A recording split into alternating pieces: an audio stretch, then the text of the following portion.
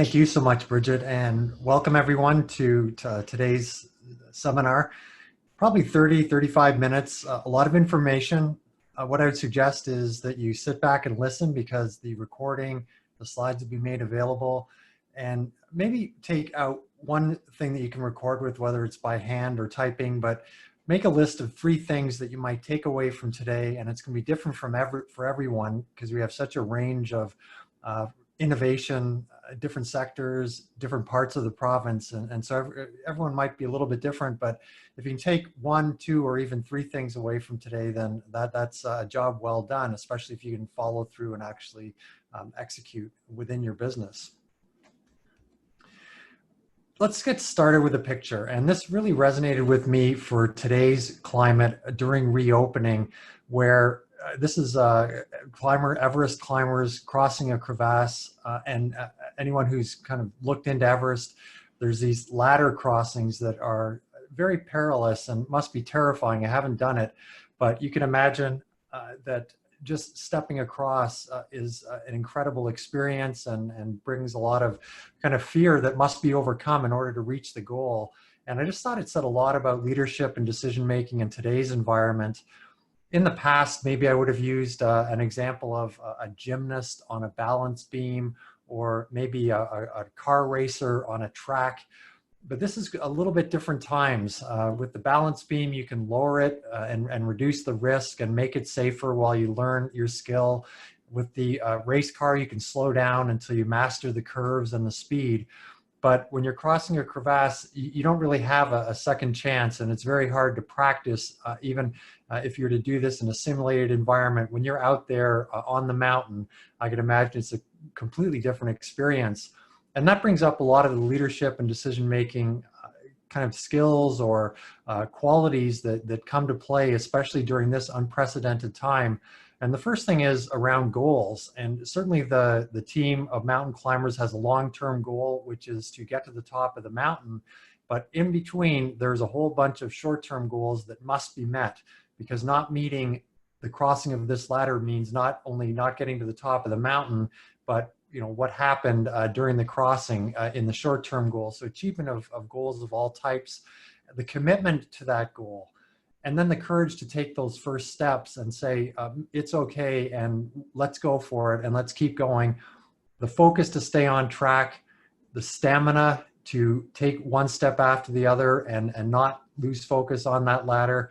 And then the leadership to together, and mountain climbing, like running a business, is a team endeavor, for the leaders to have the followers, if you will, say, follow me, and the people have the confidence to move forward. And I think that really describes the climate that we're in today. And what I call this is visible decisiveness. And so once we decide what to do, we must act with resolve. And visible decisiveness, also known as leading from the front, and we use that expression, really being out there, and not only builds the organization's confidence, but it also motivates the network of teams. And I'll come back to that expression, network of teams, a little later on.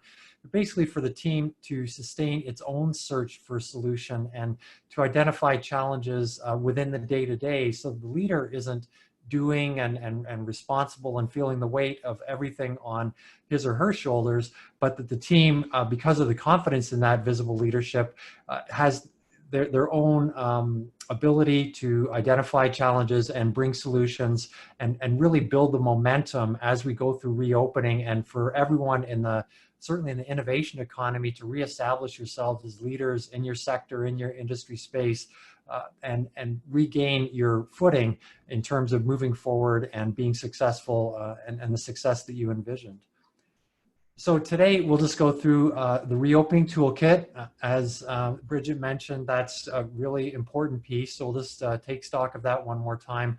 We'll take the pulse of just what's going on out there and some current data, and then we'll get into the concepts around leadership and decision making in the time that we're in.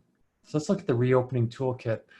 There's a web address at the bottom of the screen that you don't have to write down. It'll be part of the slides. But on our website, we've worked really hard on a sector-by-sector basis to create tip sheets and guidance notes around reopening, and whether that is kind of the engineering or what's expected in terms of PPP placement in the physical workspace, in terms of what is expected or what's mandatory, what's optional, just as much information as we could. So this may help you directly. It may benefit your customers, your clients, and you can pass the information on to them.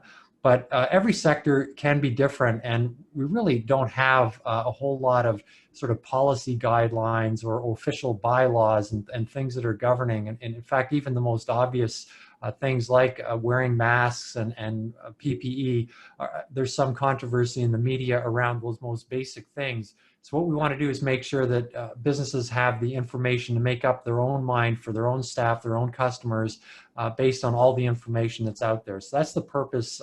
I've displayed 4 panels here. There are probably close to 24 different sectors that we've addressed.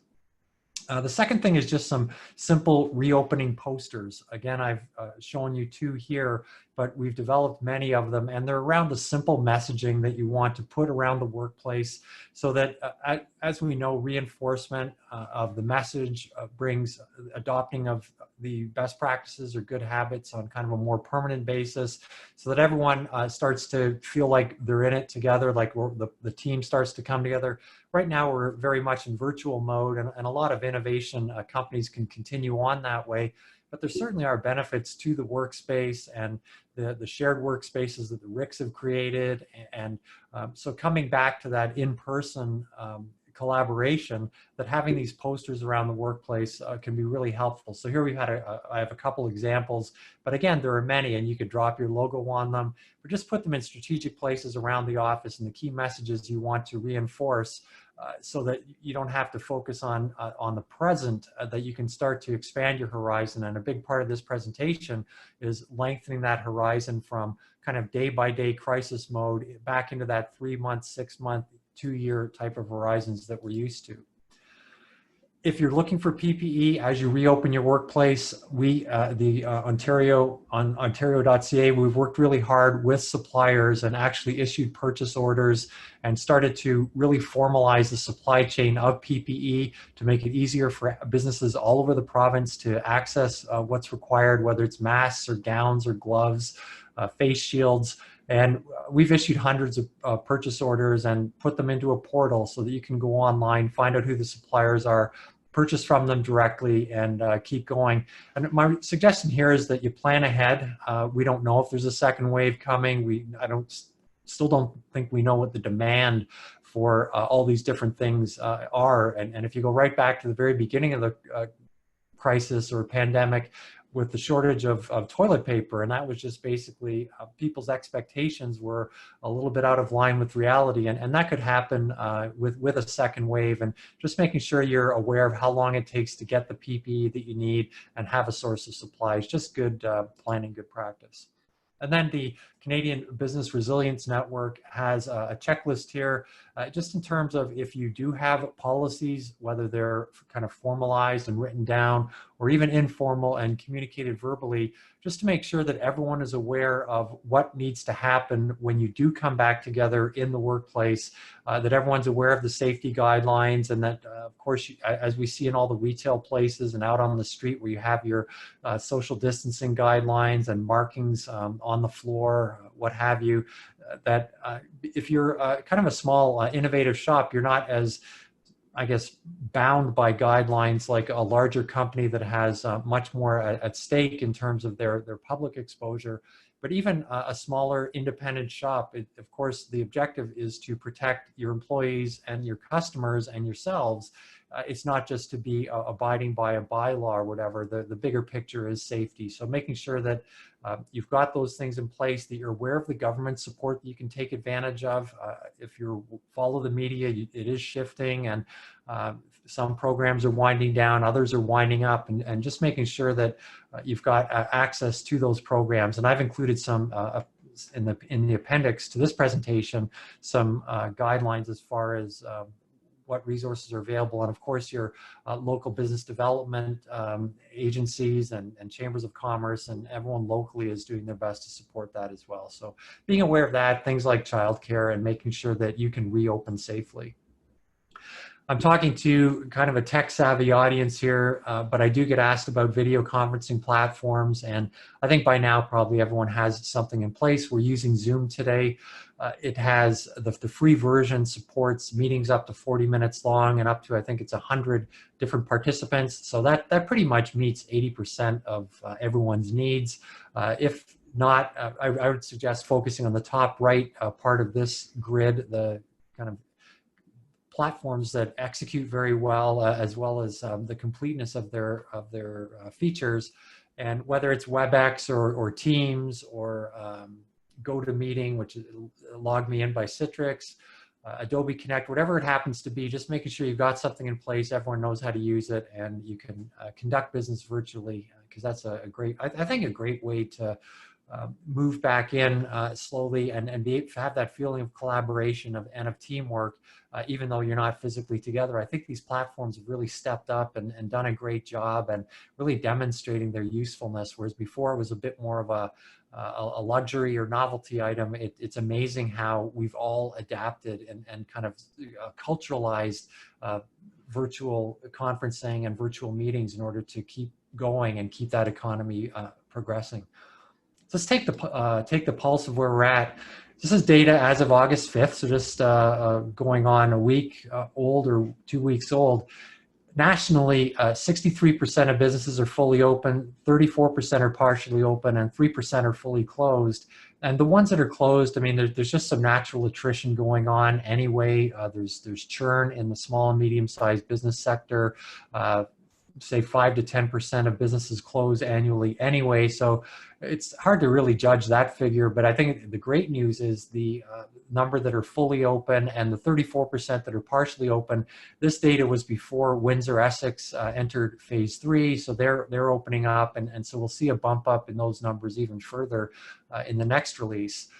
And of those that are open or partially open, 72% are making more than half of normal sales, which I think is good. So this speaks well for your clientele, versus 59% on July 1st. Now, the good news is that 72% are at half or better.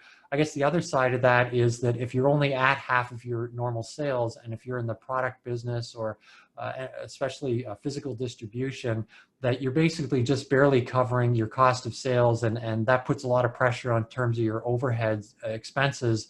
And so it's still very much a struggle for a lot of those companies.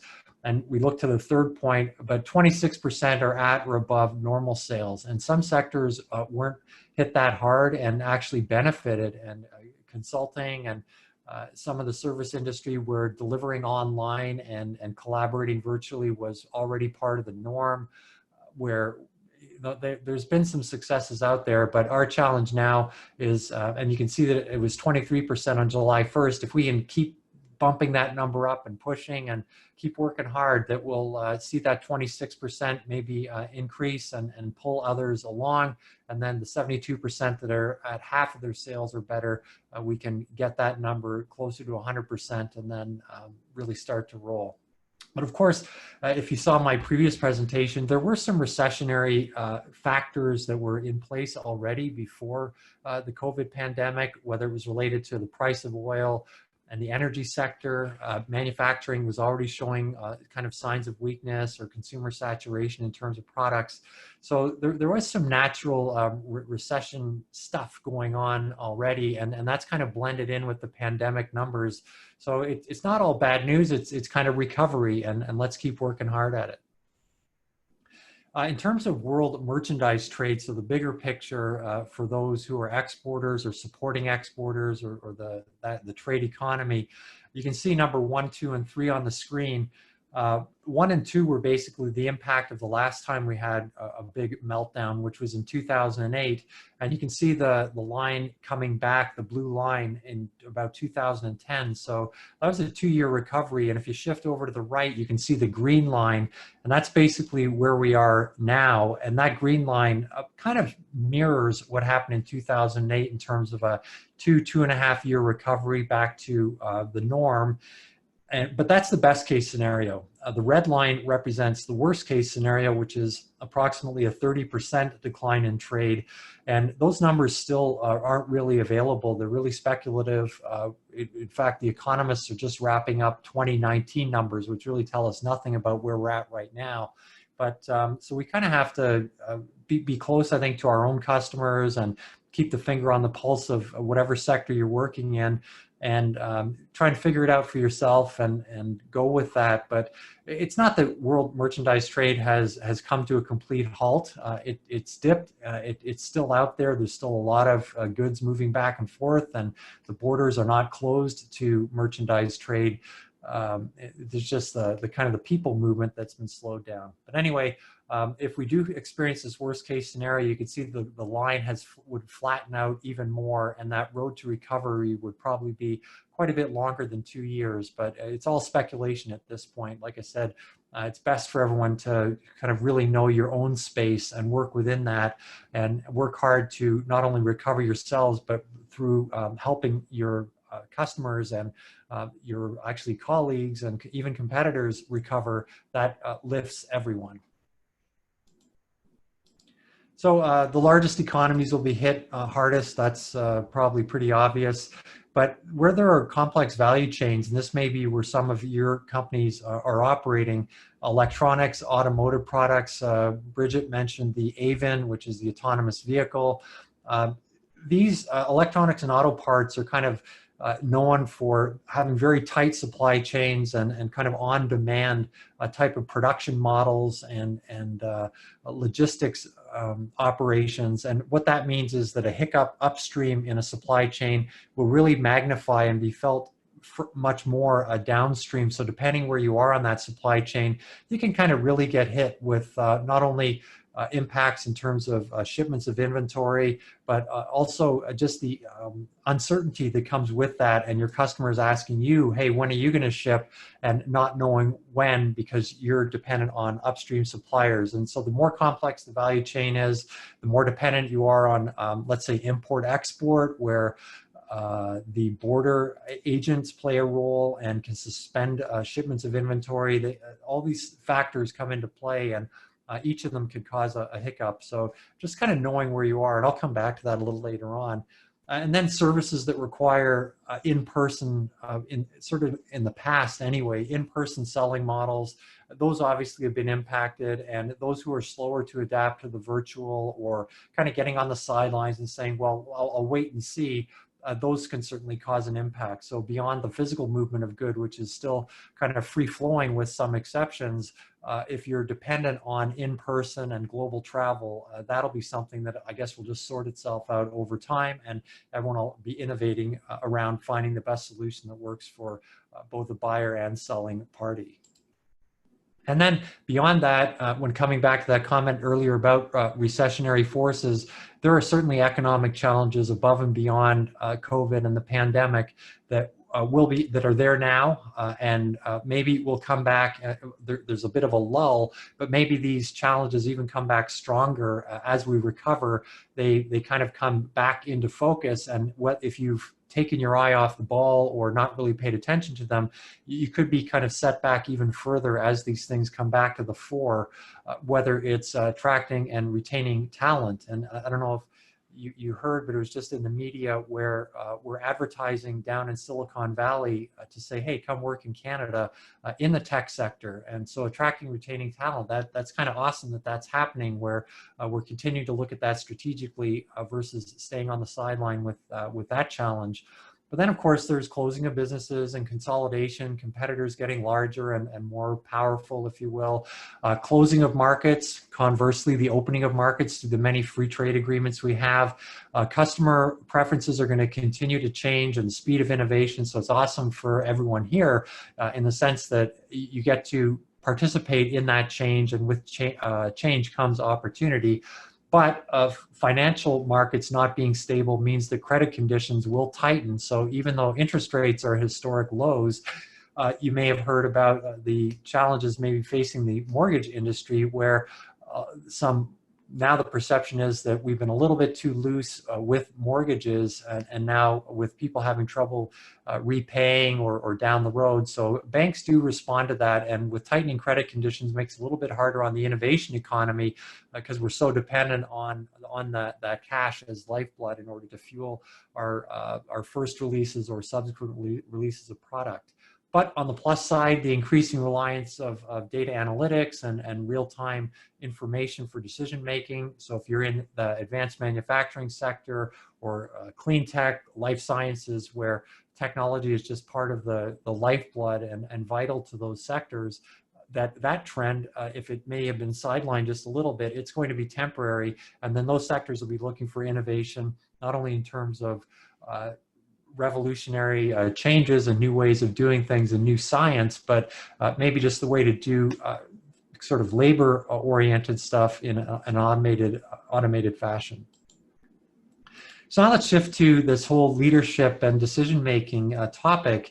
And there are things we can do today in terms of leadership with today's business before we get into shifting business models or pivots and that kind of thing, just around refocusing the message and encouraging everyone and giving everyone a pat on the back, including yourselves, to say, hey, we survived the crisis, here we are, we're doing good work, and let's keep going. And then collaborating and sharing that optimism and positive message with customers and letting them know how you're part of their success and your commitment to them. And then, of course, letting your brand speak. And a lot of innovators, you're at different stages of growth and different stages of, let's say, public disclosure. You may actually be operating in a bit of a stealth mode, and you haven't even started to really establish your brand out in the marketplace. That's fine.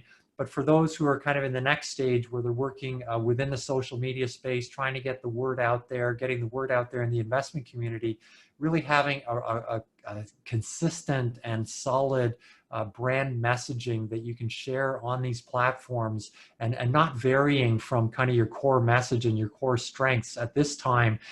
Last thing you want to do is confuse the marketplace by kind of appearing to be all over the map, and and with that comes a consolidation or a solidification of your brand messaging, which you can really leverage on social media. And then building trust, if you have lost a little bit of that, maybe you're kind of shy about reconnecting with those sort of bit players or marginal partners that you may have been dealing with in your growth, just put those fears aside and get out there and put your best foot forward and reconnect. And sorry I haven't had a chance to talk with you, but we've all been going through a lot of stuff. And then make your pitch and re-engage as many of those people as you can, and that will be perceived as being an establishment of trust, which really goes a long way in terms of engaging your partners. And then, of course, communicating nonstop along all these lines. Now, depending on where you are as an innovator, you may not feel the sense of urgency that a lot of businesses experienced and continue to experience during the crisis. When you think of restaurants and businesses that are still struggling and those ones who are just barely breaking through the 50% of their sales, for them it's very much a day-to-day crisis. For a lot of you out there, it may not be that way, that you still have time for a lot of that strategic thinking, that sharing within the team around longer term objectives, and that's awesome. But just to reinforce Stephen Covey from his great work, The 7 Habits of Highly Successful People, really focusing on the things that are important and doing your best and having tools to help you identify things that are not important and not urgent, that really don't require or shouldn't benefit from your time or focus right now. As a leader, it may be something you can delegate down, something that you can not procrastinate over, but just delay or kind of let move on and come back to it later, so that you can focus on things that are important. And of course, the highest priority are things that are urgent and important. And often those are things that your customers decide for you, your funding partners, those who are closest in your network that you would consider to be customers, that if they have an urgent request, that really kind of qualifies. But making sure that those things don't consume you, that you actually spend time in what we call these quadrant 2 activities, which is not urgent, but equally as important. And that's where the strategy comes into play. And that's where the planning time. And maybe you don't have the luxury of having a 1, 2, or 3 day retreat where you can all kind of disappear and your team leaders can go and strategize and come up with something new. Maybe you don't have the luxury of that anymore. Physical distance prevents a lot of that, and just being stuck in front of a computer, you don't have maybe the same creativity that you might have if you're together. But nonetheless, that activity must continue. And so if you can think about a way that you can sort of work on those strategy and planning type activities, maybe more frequently in smaller slices of time is a suggestion, or just putting things on a calendar so that everyone knows about it. It's kind of becomes a rhythm of how you work that part of your business, that you don't lose sight. In fact, bring that type of planning work onto the front burner as you pivot around new opportunities and challenges that we're facing now as a result of the pandemic. So let's shift a little bit then to new business models. And I'm a great believer that crisis represents a moment of opportunity, because crisis equates to change, and change equates to opportunity. And when you look at number 1 and 2, facing the challenge, and one of those big challenges is cash and your management of it, and making sure that you kind of live to survive another day.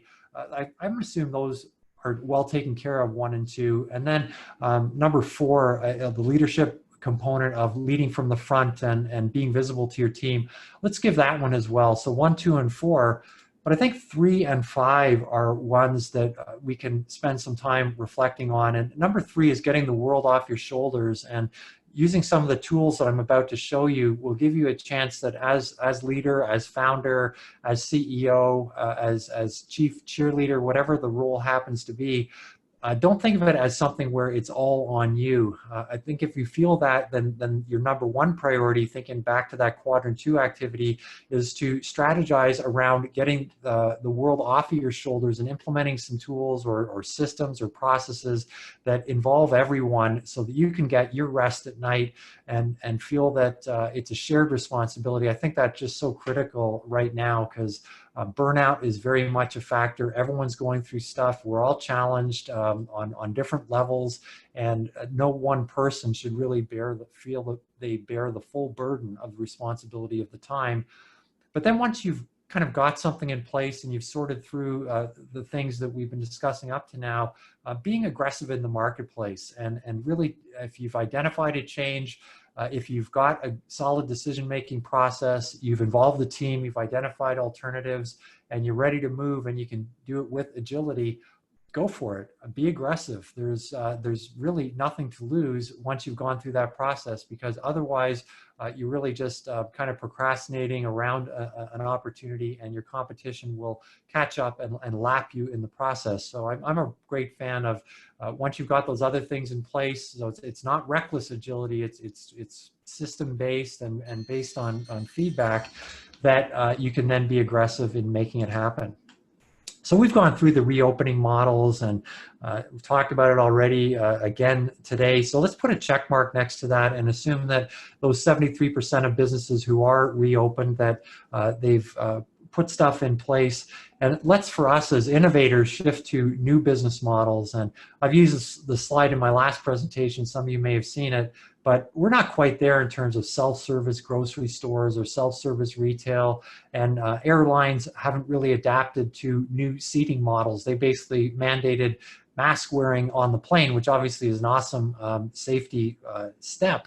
But I think longer term, that we as customers and kind of our need for things to return and ramp up, that we'll have expectations that even things like seating will change. And so that's part of a new business model. But then those who are in the smart industry, when you look at the bottom right, that's kind of where we're at right now. Creating the factory of the future, industrial Internet of Things, smart technology on the shop floor, autonomous vehicles. I mean, stuff that we've already invented. We've kind of been sidetracked a little bit, but to bring to the fore, and like I said, being aggressive in the marketplace, there's a lot of cost savings, not just current, but down the road. Organization that I work with, MTech Hub in Burlington, They have a partnership with Mohawk College in terms of like an industrial on-ramp and a smart tech on-ramp where a few sensors in place that can provide some critical data around power usage and uptime can really pay immediate dividends and significant. And that's the simplest case, right through to implementation of robotics and reorganizing assembly lines to optimize around automation. So everyone probably on the call is familiar with the business model canvas from Strategizer, but just to summarize, and if you're not, or you've kind of not used this tool before, I think it's a good one for now, not because we're talking about reinventing business models so much as the pivots that take into account our current reality. And just to summarize the 5 different components of the business model canvas, the first is being able to clearly articulate your value proposition, your unique selling proposition, what your value is to your customers.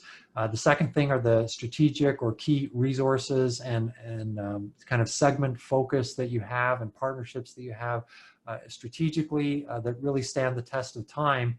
But then that translates into the subsectors that you're selling into and the different product variations and your revenue streams, different channels, whether you're servicing in the kind of the physical space or whether it's maybe e-commerce as a complementary channel in retail, whatever, you've got that major part of the model. Then the cost structures to support your generation of revenue, and then your action plan or key activities to make it all happen. I think what we want to do today is we want to find out what's working. So when you think of your business model today, you pull out this a business model canvas and it's 9 sections, and put check marks next to the things that are really working for you.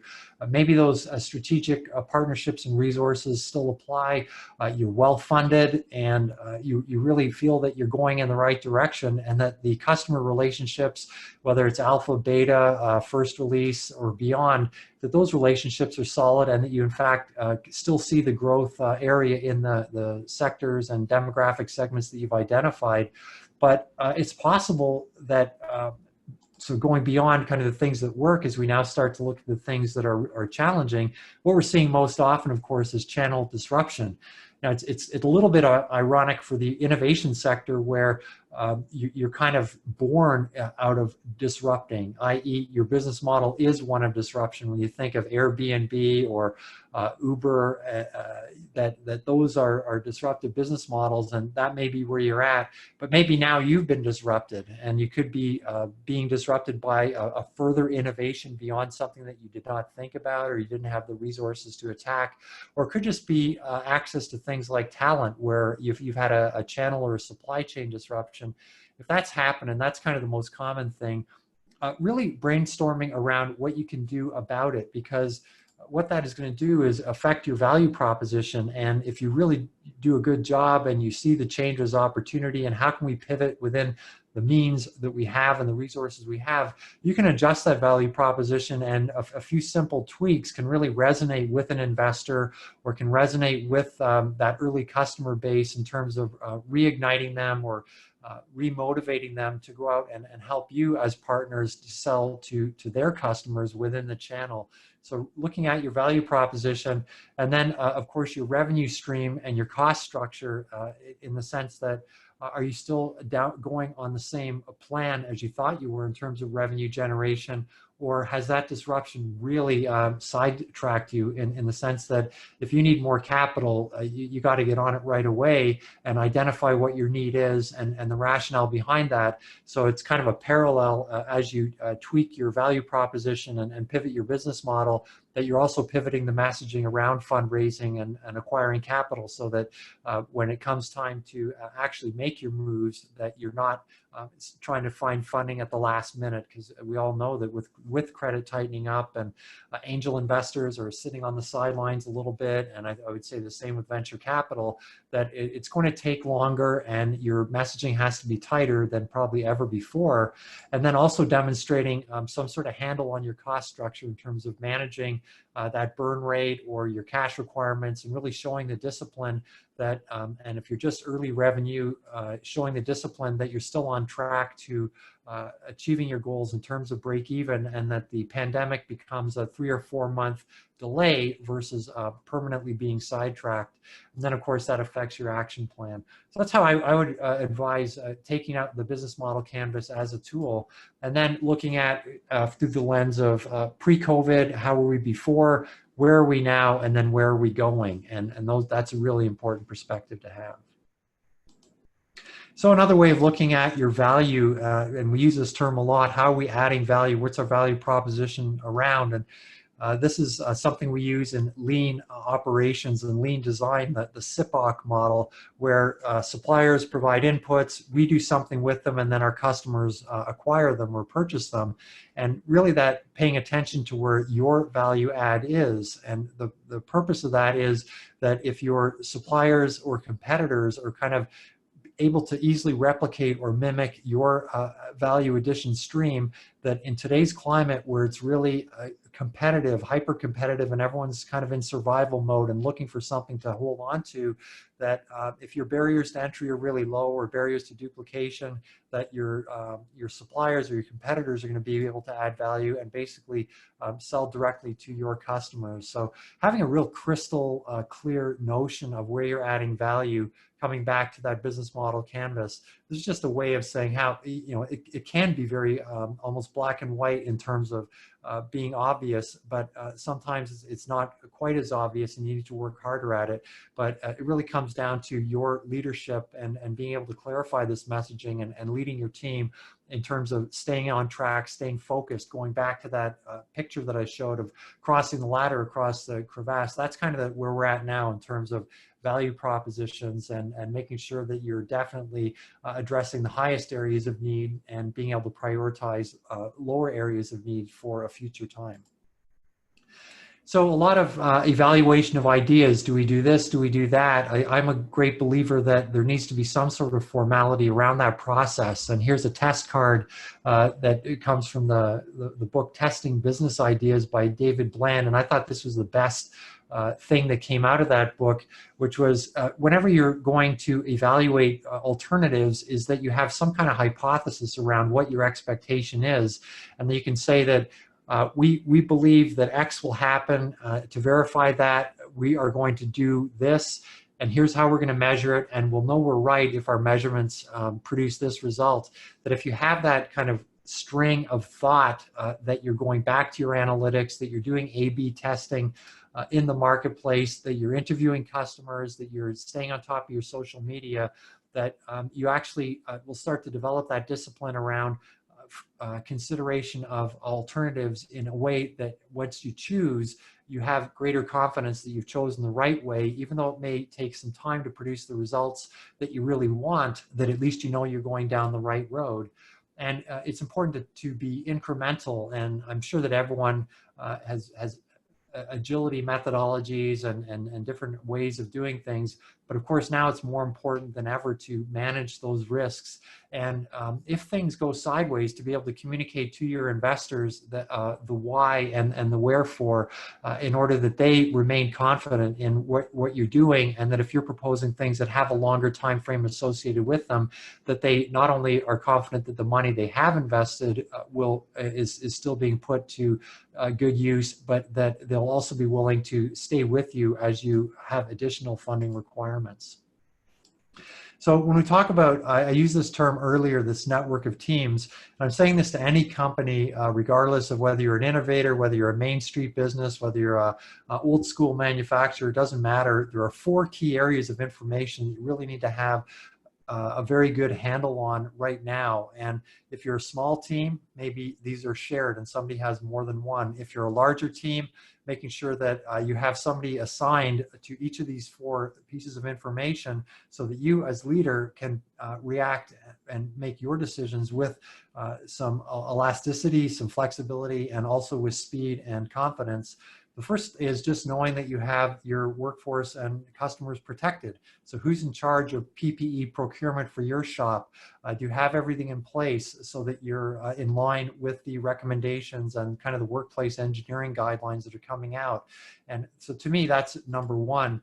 Number two is if you felt those disruptions in your supply chain or you're part of a supply chain, to know where the stability is coming from and where the instability is. And so that's another key piece of information that somebody needs to be assigned to say, when I call on you, I need you to know what's happening in the supply chain.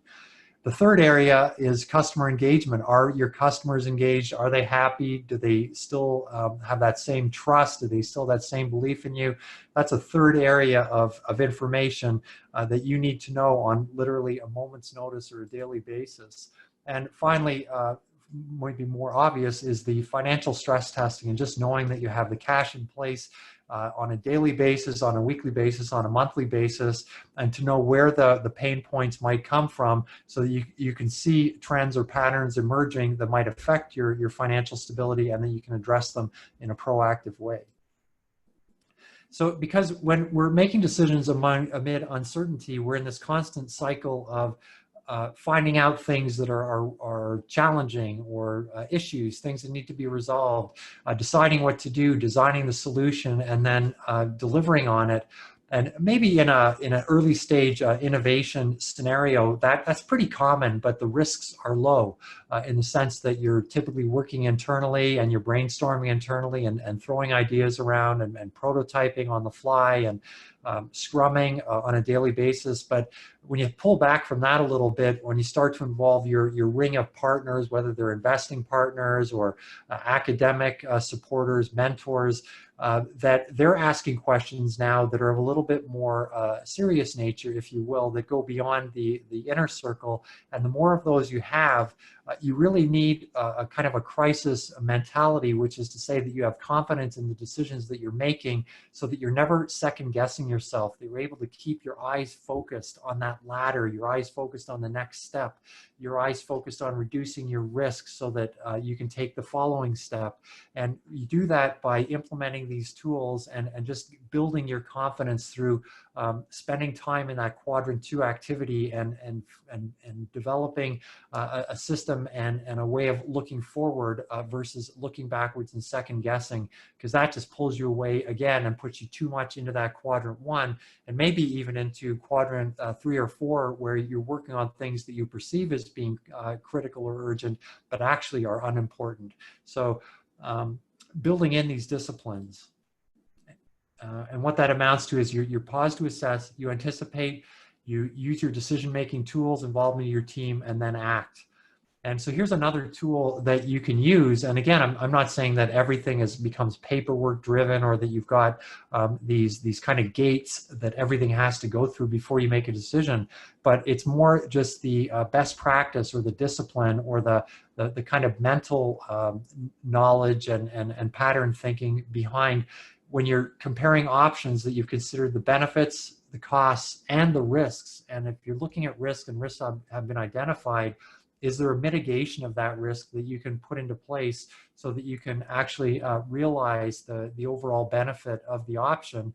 And if you go through this simple process of just considering these 3 major variables on each option, you'll be a lot further along in terms of the quality of your decision making. So like I said, this isn't a form that anyone fills out, but it might be something that you print off and put around the office or share on your screens or at workstations to remind you, have you considered the risks as well as the costs as you pursue the benefit of whether it's a feature within your program, whether it's something more physical in terms of implementation of a hardware product.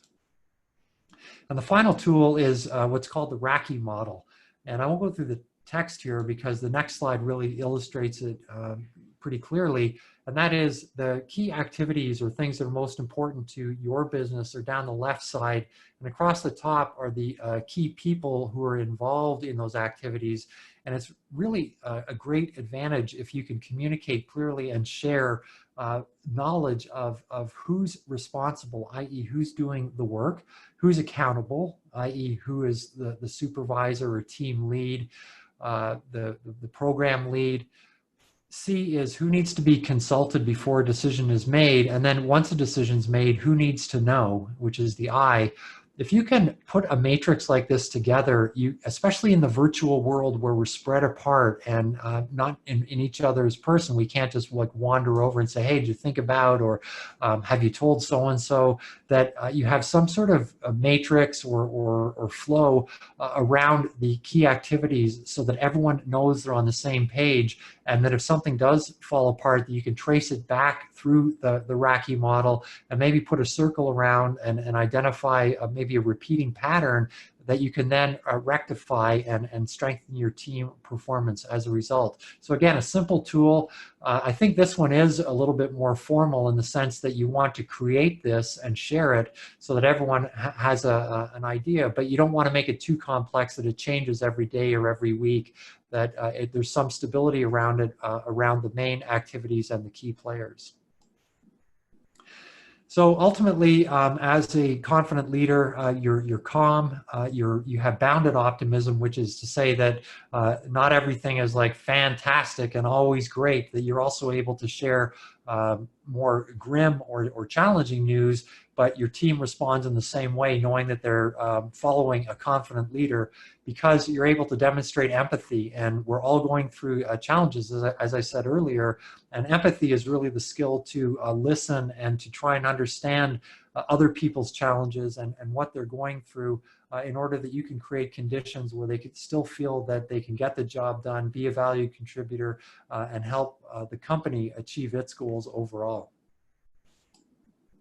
So finally, to summarize, reopening and reinventing, we've talked a lot about the navigating uncertainties and mitigating immediate challenges. But to summarize a lot of the decisions that the different tools support, the first types of decisions or group of decisions that we're all going to have to make is around people, and making sure that the communication is there, the tools, whether the policies, the RACI model, making sure that everyone feels confident that something's not going to happen because they weren't in the loop. The communication is right at the forefront, taking care of the team, and that may be taking care of the team's children through supporting them and their needs at home, that kind of thing, and just making sure that everyone is there for the team, and that with that strength you can achieve anything. And second is designing spaces that work. And as we come back together, and it could be virtual spaces, making sure that everyone has consistent tools, that if they need something on their system in terms of maybe an upgrade, that's there.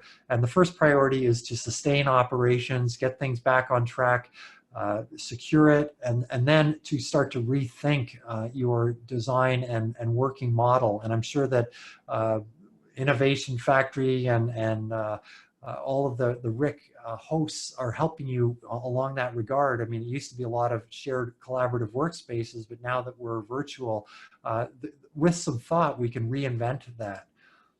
And then solving in phases, so doing things incrementally and strategically, and making sure that you stay agile and consider alternatives and use those decision-making tools that I showed you in terms of comparing in order that you can prioritize, and then leading forward and leading from the front and not having decision-making, because with that comes that feeling like the weight is on your shoulders, that by having the strategy, having the priorities, focusing on those quadrant 2 activities, you can then really step into your role as a leader.